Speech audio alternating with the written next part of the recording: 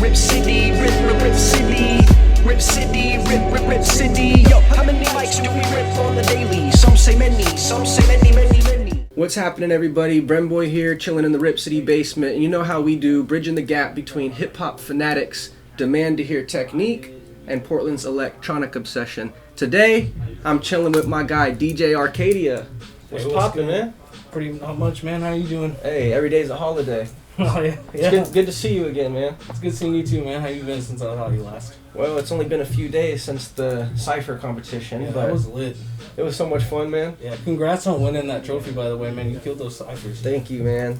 I thought it was a Cypher contest, like when I didn't even know it was going to be a battle. Same, yeah. I thought it was gonna be like a regular old Cypher, and then it turned into a battle. It was cool. It was, right? It was cool, yeah. The energy in that room was so intense, especially after the dancers. Oh yeah. I was like, that's when I really felt it, like, okay, this is a battle. Like, when I saw the dancers, like, doing all their things, you know, and, like, cutting at each other. One of those two dudes that were, like, doing the whole, like, karate, kung fu stuff and their choreography and stuff. It was pretty intense. That was so dope. It was good. Have you ever been a part of something like that before? Something like that, no. I mean, I just DJ shows, but that was the first ever competition type event. Definitely want to do some more. That's for sure after that one. What kind of beats were you playing? I was just playing beats that I had on my laptop that I had made myself a couple years ago. I wasn't expecting that I was going to have to play random beats on the fly. Yeah. So I just had to give them what I had. So some of those beats that we were rapping over were yours? Yeah, definitely. Okay, I didn't, dude, that's crazy. What about like the one with the Spanish guitar that I had in like my first battle round? Was that you? No, it wasn't. Okay. That was a previous beat. I can't remember the producer who did it. But yeah. It was saucy. I'd never heard that beat before. I didn't even know how to like come in. I was just like, all right, let's just start spitting. But some of the beats that you were playing, man, I never heard them, and I was just kind of like, yeah, he's got a good mix of everything. There were some Biggie Smalls tracks that you threw in there. Yeah. Do you have like a method to your madness when it comes to choosing tracks, or is it more so like freestyling in the moment? For like when I'm DJing events, I try to read the crowd. I also try to kind of play what's current and a mix of what I like to hear. So I kind of freestyle a little bit more and just kind of read the room and the vibe. Try to read the energy. Try to gauge when people might want a moment to breathe for a second. You know, slower songs, some R&B. But that whole night was just pretty high energy, so I had to just come out with a banger. So. Yeah, that's what's up. What other events do you typically DJ? I am the DJ for La Familia gang music, so I do all their events. All of the members of the group? Not all. Yeah, for the most part, yeah. That's what's up, man. And then I do stuff with the Antelope Fisherman. I got my own stuff on the side. I do shows with Kelsi, and just basically anyone who will ask me to DJ their show. If it's a house party, I'm just trying to work. Hell yeah, man. That's what I like. How long have you been active in the community doing these shows, house parties, all that? The first show I ever did my own was on January 1st of 2018 at this place called The Web. It was a punk house. So I've been going about 2 years now in the community. Has it always been Portland for you, or did you start somewhere else? It's been Portland, yeah. Okay. Born and raised. What got you into music? My friends and I were getting into it when we were like 14 to 16. That's when Mac Miller was on the rise and stuff, and we saw him doing his thing, and we're like, hey, we could do that. And it was really the era when YouTube rap was kind of really big, and all the double XLs were like full of crazy legends like Kendrick Lamar. Yeah. So weren't Mac Miller and Kendrick in the same freshman class?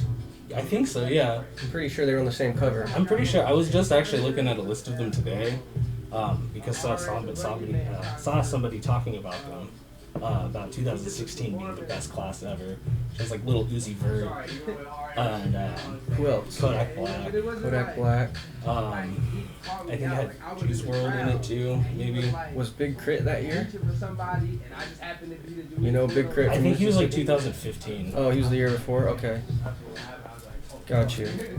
Man, I'm down with all that stuff. Like, Do you see Portland having any like media outlets like that you mess with? Like, cause XXL used to like, and they still do, but the point of the freshman list was like to break artists, right? Yeah.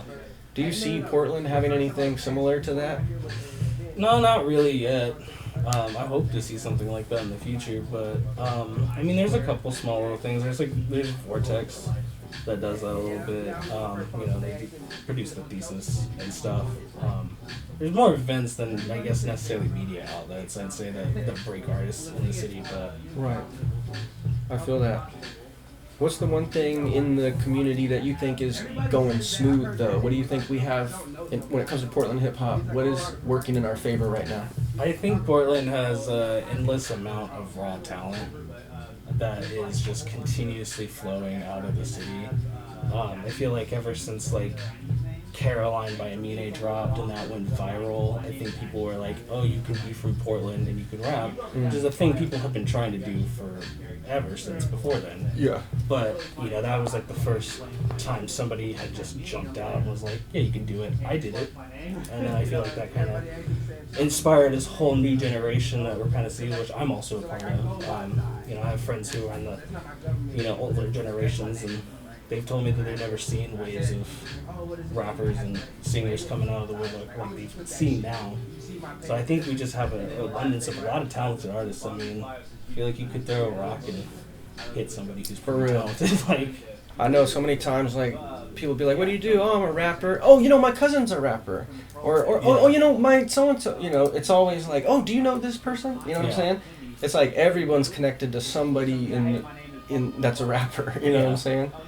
I kind of just, I don't know, I kind of see it like, who is going to do something similar to Amine, and who's going to do something that's maybe more so on the local front, you know? Because some people are just aiming for that local lifestyle. They want to be the Portland rapper. That's their, everything in their step shows that they want to be a Portland rapper. And then other people are just like, not even really caring about these local statistics. I'm going for something major, you know? right. Do you see the definitive line, and are there artists that you just know are like, yeah, that person's going major, and then this person is, you know, do you kind of like, do you understand that difference and like see which artists are which? Yeah, there's a couple artists in the city that I can see, or that are from the city, that are gonna make it like that. I think currently, a lot of people are gonna end up being local rappers and holding a lot of weight in the local scene. To name a rapper that I think that is from the area that's gonna be someone like a top 10 situation in the future, someone like Hashi. I'm not sure if you're familiar with him. I'm not, but that makes me believe you even more, because what's his name, Hashi? Yeah. If Hashi was in the local scene, I probably would have known about him. But if he's on his way to the majors, he probably has been out of... Yeah, he's moved out of Portland about a year. I imagine so. Yeah, down to Phoenix. I get it. So how do you know him? I know him through D-Marks. I used to help out D-Marks a little bit with the no-cap shows when he was doing those over at Bottles. Yeah. Shouts out to anyone that went to a no-cap show at Bottles. If you know, you know. You know. Man, that was Larry, the owner. Yeah. Yeah, he's actually a friend of mine. We did a lot of bookings at the American Legion. Oh, yeah, He took over the American Legion after Bottles closed down. Oh, it closed? Yeah. That's unfortunate. Yeah. But yeah, that place was pretty cool, man. That was special about No Cap is like you're on the ground level with the artist, so you really feel you're right there with them, you know? Yeah, that's how I met Hashi. I remember watching him stand up on a chair to play this song called Wake Up, which is a favorite song of mine by his. Look it up. He just got on the chair and he just pulled in this energy where it was just like the whole room. You know, like you see when somebody gets on stage and they just have everybody. They don't even have to ask for people to come forward. They just are there already. Yeah. And he has that energy. And then when I first ever put together my first show, I booked him for that Project Northwest. I had DC Cap, One Young Micah, and Heavy Gold booked on that show too. And man brought down, like people from Longview came down, it's his hometown and stuff, and he came down. came back up here from Phoenix, and everybody from Longview came down, and like it was a fucking movie. Like, Wow. I'm sorry for swearing. Oh, it's all good, man. We're late night radio. Shout out to K-Boo for letting us do our late night thing. You know. Shouts out K-Boo. Yeah, we love you, K-Boo. Keep doing your thing. We're here for you. Let me talk a little bit about what you got going on right now as far as projects go. Is there anything like a beat tape, or are you producing for other artists? What's the deal? Yeah. What you got? Oh, well, I'm always producing for other artists. I actually have an incredibly large backlog of beats that I have to get to. But I'm currently working on an EP that I want to release some point early 2021. I'm taking the DJ Khaled approach a little bit more, which is not a lane I see a lot of producers trying to take. Not around here, at least. Yeah, I mean, it gets me a lot more connections, but at least... Also, yeah, whole other tangent, I won't go on real fast, but yeah, I'm working on a couple projects. I got a couple songs coming out with Hashi. I got Horizon, which is the EP. I just put out a tape at the beginning of September with Figure 8 that you can find now streaming on Spotify, iTunes, all the streaming platforms. It's called Real Dumb Bitch Hours. Real dumb bitch hours? Yeah. It's got a lot of mellow vibes and a lot of substance. Real dumb bitch hours. That's funny, man. And that's a beat tape? No, that's actually an EP that I Oh, okay. So are you rapping on it, or are you featuring other artists? It's all my beats that I produced, and then Figure 8 is on every track. Understood. Okay, got you. That's really exciting, man. Yeah. And when does that drop? Oh, it dropped last month. Okay. In September. What's the promo that you guys are doing to push it? We didn't have any promo. No promo yet? Yeah. Do you guys have any ideas of like what you might want to do as far as getting it out there, like Spotify, YouTube, SoundCloud? Where are you guys really focusing right now? I think right now we kind of made it just to make it. I don't think it's really a project that me and Fig are going to really push a whole lot. It's just kind of more of a collaborative friend piece that is just kind of a representation of us both in that current moment when we made it. So I can't stream it anywhere? You can. It's on iTunes and Spotify. Oh, okay, so it's out there. Yeah. On all the major streaming platforms. Okay, cool. Yeah, the promotion is definitely a part of the game that I'm currently working on learning and wanting to learn how to crack. It's probably my biggest weakness in terms of music. Yeah. I know what you mean, man. It's a whole nother monster, you know. There's the music business, and then the music industry, you know. And the music, we all love it. You know, we love to make it, we love to hang out in it. And then music business, you just gotta figure out how to get there. You know, and the music industry, you gotta figure out how to outsmart them motherfuckers, because they're trying to play games with you, pinch every penny out of your pocket, you know. So that's kind of how I see it, you know. And I know that a lot of people are just like you're saying, the project is just about the music. I think that's the most pure way to make it. You know, you can always make another project that kind of goes up like that, or you could even, like, you know, years down the road that project could catch, and at that point it's like back pay, you know.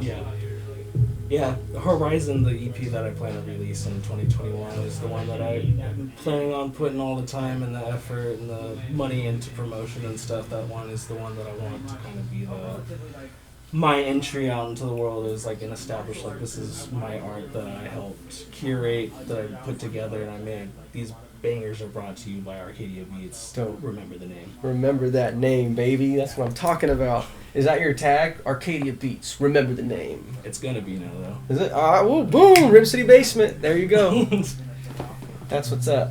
Tell me a little bit about, like, when you're actually starting a beat from scratch. Is it a BPM, a click track that you start and then mixing in other sounds, or is it a melody that you always hear in your head first? What's the, like, roots of everything? It really depends on how I feel, but generally I try to focus on a vibe, on an energy. I'll go into it thinking I want to make something that just makes me feel a little sad, or I want to feel hyped up and energetic. Like, I go really into thinking of, like, how do I want to make people feel? and then the music kind of just starts to begin to write itself after that. I just start messing around with various instruments. I might look around for samples. I might chop up some loops, kind of feeling whatever I want to do. So it stakes, but it usually starts with a melody. I'll find something that I think is catchy. I'll work with that, and then comes the drums, usually hi-hats, snares, and then I know it's really cooking when I throw in the 808s. Yeah. So That's what's up. and then I'll usually rework some things, and then I'll turn it out, and it'll be perfect. I can dig it, man. What's the future looking like for DJ Arcadia? Is there certain goals that you have that you're trying to reach right now? Yeah, I mean, after COVID, I want to get back onto where I was. I was scheduled to DJ a show with YBN Almighty J, and Bill Saber was going to be brought out here by the Fish Gang. I had a lot of bigger shows lined up, so I want to get back into that. But other than that, I think the future looks pretty bright for Arcadia. I've been really focused in on the music since the whole quarantine has happened, so I'm really trying to crack into making some of the bangers that I know people are going to be playing all the time. That's awesome. That's kind of what I think is like a mature mindset is to have a balance of like, because you don't always just want to play to the crowd, because the crowd loves you because you give your authentic expression, and if you start thinking, what would these people like, then it's not really your authentic expression. It's not you, yeah. But there's a fine balance, because you have to do that. Obviously, you can't write. Like me as a lyricist, you can't write some lyrics that nobody can relate to. Yeah. Except for me. Just keep those as poetry in your room. That's fine. I got thousands of poems that nobody's heard. But when it comes to making product and selling it, I only got like 50 songs, Right. So it's like my art is writing the poems. Making the product is a separate thing, But it's like a really fine balance when you you're still giving your authentic expression, but at the same time, what your crowd wants to hear. And as a DJ, you typically DJs pick up on it a lot better, because that's your whole thing is how do I romance the crowd, right? Yeah, especially because I'm like always listening to what's like the newest thing, what's breaking out, like what's popular that I hear my friends playing or whatever. So like, as a producer too, that kind of like seeps into it, because I'm just like, oh, this type of vibe is really popular right now. Like right now, like acoustic guitars are like so in season right now for beats. Like I feel like you can't turn on a playlist with like the current hits and not hear an acoustic guitar mix somewhere in the song. I can dig it. I like those. I like finding trends and kind of tweaking them into my own style, but still keeping like what I'm serious about. It's fun to be involved with it. Yeah, definitely. Yeah, I love finding that thing that gives it the spice, that gives it the heat to have more of a mass appeal, but still finding those things that keep it uniquely yourself. Most definitely. Was there anything that you wanted to say to like your people out there that haven't been able to catch your shows? What's the message that you want to say, to people who usually tap in with you in a live setting? If you're usually coming out to the live settings, I really appreciate you. You're the one who's helping make sure I have some money in my pocket for doing shows. I love you. You're a lot more important to me than just getting a random follower on the internet. You're a real fan, and that's 100 times more valuable than anything really in my world. So I appreciate you. I love you. You're a real one. Make sure you're at the next show though. Hell yeah.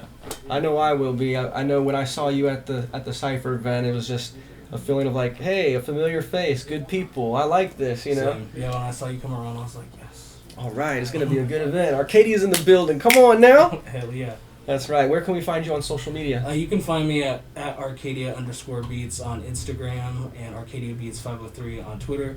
Go to the Instagram for my vanity. I know you can't see my face right now, but trust me, it's beautiful. And you go to Twitter for the ego, because who doesn't love a good ego post on Twitter? Who doesn't? Come on now. DJ Arcadia, everybody. Once again, my name is Brenboy, bridging the gap between hip-hop fanatics' demand to hear technique and Portland's electronic obsession. Thank you so much for being on the show, brother. Of course. We'll definitely have to get together again soon. Definitely, I appreciate it. Hella. All right, you guys stay tuned to the next episode. Rip City, rip City. Rip City, rip City. Yo, how many mics do we rip on the daily? Some say many, some say